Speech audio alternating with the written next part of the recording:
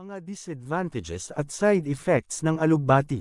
Bagamat nag-aalok ang alugbati ng maraming benepisyo sa kalusugan, mahalagang malaman ang mga potensyal na disadvantage at side effect nito. Ang oxalic acid ay isang compound na binubuo ng oxygen, hydrogen at carbon. Ito ay matatagpuan sa maraming halaman at gulay tulad ng rhubarb, sorrel, spinach at maging tsokolate. Sa katawan ng tao, ang mga oxalates ay kadalasang nailalabas sa pamamagitan ng ihi o pawis, gayunpaman kung napakarami, ang pagsipsip ng calcium ay haharangan na nagdudulot ng mga side effect ng alugbati.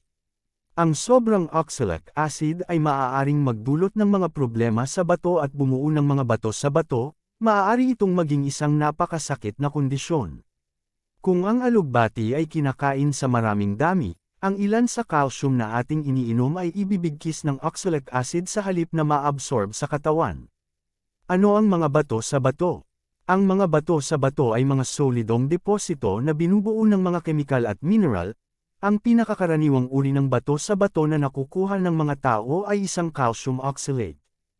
Ang mga bato sa bato ay maaaring masakit at napakahirap ipasa. Maaaring kailanganin pa ng isang tao ang operasyon upang maalis ang mga ito. Gaano karaming alugbati ang dapat kong kainin?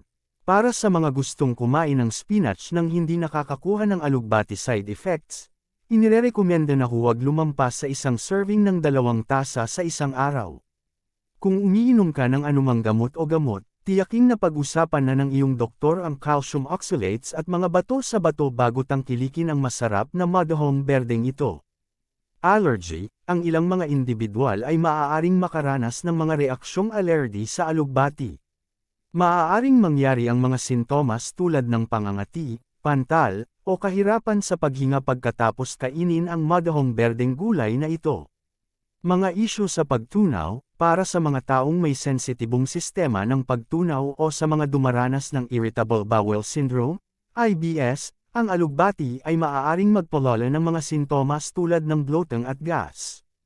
Pakikipag-ugnayan sa mga gamot, naglalaman ang alugbati ng mga compound na maaaring makipag-ugnayan sa ilang partikular na gamot gaya ng mga blood thinner o anticoagulants. Laging ugaliin na kumonsulta sa iyong healthcare provider kung ikaw ay umiinom ng anumang mga gamot bago isama ang alugbati sa iyong dieta. Mga nalalabi sa pestisidyo, tulad ng lahat ng ani, may posibilidad na ang alugbati ay maaaring maglaman ng mga labi ng pestisidyo kung hindi lumaki ng organiko. Upang mabawasan ang pagkakalantad sa mga nakakapinsalang kemikal, isaalang-alang ang pagbili ng mga organikong uri hanggat maaari. Tandaan na ang mga potensyal na disadvantage at side effect na ito ay hindi nalalapat sa lahat at hindi dapat humadlang sa iyong matamasa ang maraming benepisyong pangkalusugan na iniaalok ng alugbati. Gaya ng nakasanayan, ang pag-moderate at pakikinig sa tugon ng iyong katawan ay susi kapag nagdaragdag ng anumang bagong pagkain sa iyong dieta. Paano ko mababawasan ang panganib ng mga side effect ng alugbati? Mayroong maraming mga paraan upang mabawasan ang panganib ng mga epekto ng alugbati. Gumamit ng deboting tubig sa halip para sa kumukulong gulay tulad ng spinach pati na rin ang mga prutas, kape at tsaa. Kung maaari, iwasan ang pag-inom ng gatas sa iyong mga pagkain dahil ang calcium ay nagbubuklod ng oxalic acid sa tiyan na binabawasan ang pagsipsip ng mga oxalates at sa huli ay binabawasan ang mga pagkakataon ng alugbati side effect. Ang mga simpleng hakbang na ito ay makakatulong sa iyo na masiyahan sa iyong spinach nang hindi nababahala tungkol sa mga oxalates o bato sa bato. Tandaan, kung mayroon kang family history ng mga masakit na deposito ng mineral na ito o kung mayroon ka ng iba pang panganib na kadahilanan para sa mga bato sa bato, tulad ng alta presyon o diabetes. Dahil karaniwan ang mga ito at posibleng masakit, magandang ideya na gumawa ng mga hakbang upang maiwasan ang mga ito. Ang impormasyong ito ay dagdag kaalaman lamang. Sa mga taong nahilig na madagdagan ang kanilang kaalaman, magbasa o higit pa. Maraming salamat po.